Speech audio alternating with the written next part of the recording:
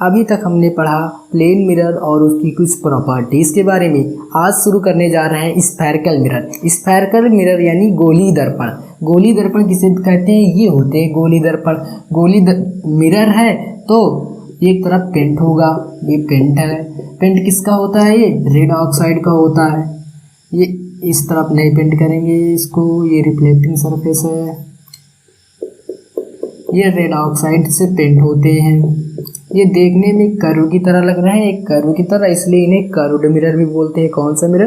Curved mirror, वक्रित दर्पण, curved mirror भी बोलते हैं।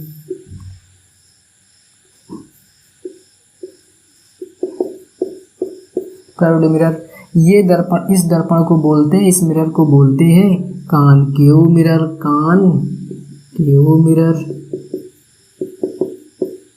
अवतल दर्पण, इसको बोलते हैं convex mirror.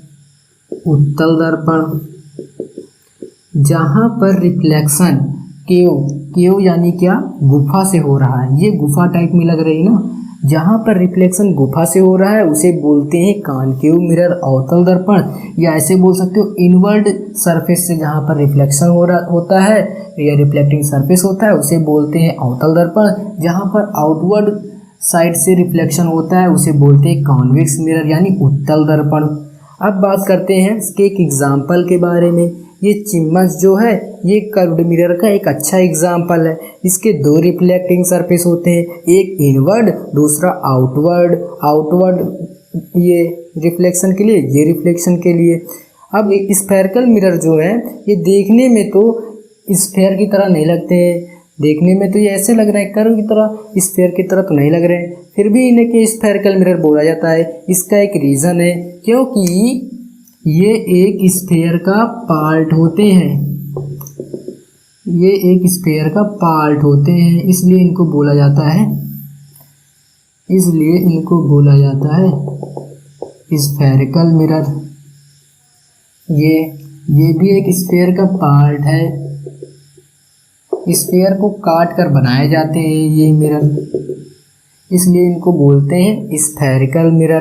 Basically spherical mirror की डिफिनीशन ये निकल कर आती है कि गोली दर्पण किसी खोखले गोले का एक भाग होते हैं जिसमें एक तरफ रिफ्लेक्टिंग सरफेस और दूसरी तरफ पेंट रेड ऑक्साइड से पेंट होता है। ये दो टाइप्स के होते हैं, पहला उत्तल दूसरा अवतल यानी कॉन्वेक्स यानी ये वाला और कॉन्वेक्स यानी ये वाला। रिफ्लेक्शन कहाँ से हो रहा है? ये इनवर्ड हो रहा है, ये आउटवर्ड हो रहा है। अब बात करते हैं स्फेरिकल मिरर से संबंधित कुछ टर्म्स के बारे में। सबसे पहले बात करते हैं पोल की।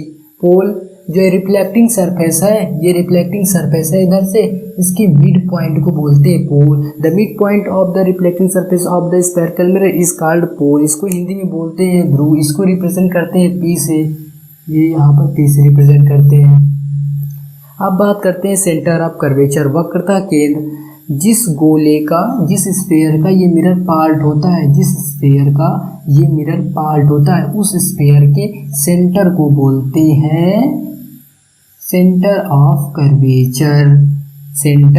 कर्वेचर, वक्रता केंद्र। अब बात करते हैं प्रिंसिपल एक्सिस, मुख्य अक्ष। जो लाइन ये वक्रता केंद्र, सेंटर ऑफ कर्वेचर और पोल को मिलाती उसी को बोलते हैं मुख्य अक्ष।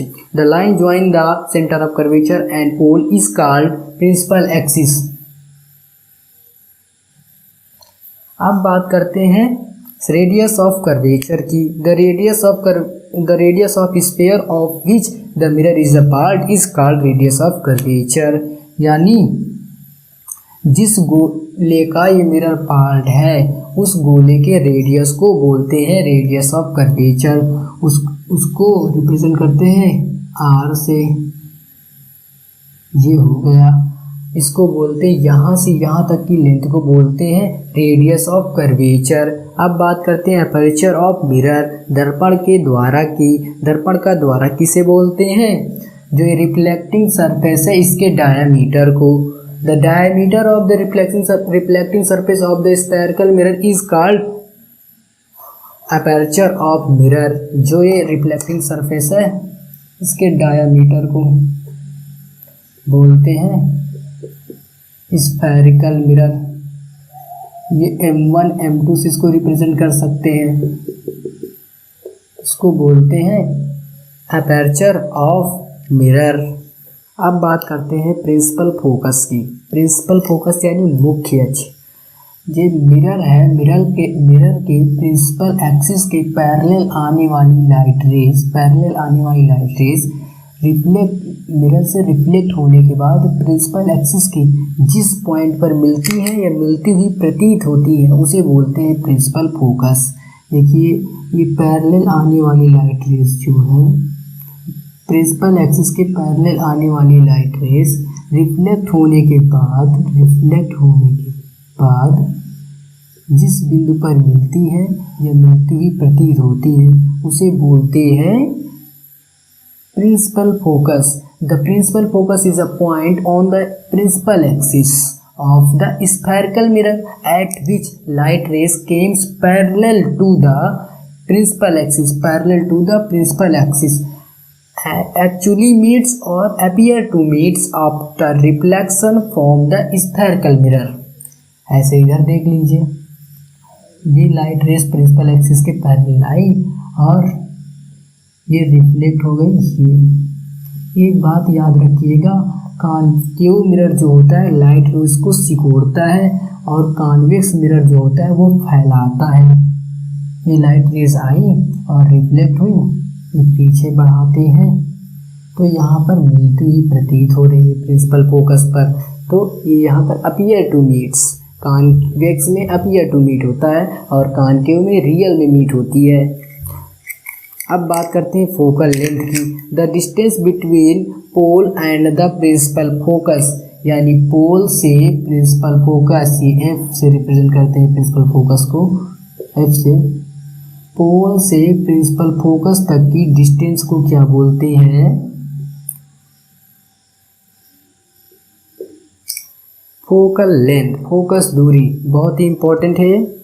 अब बात करते हैं फोकल प्लेन की।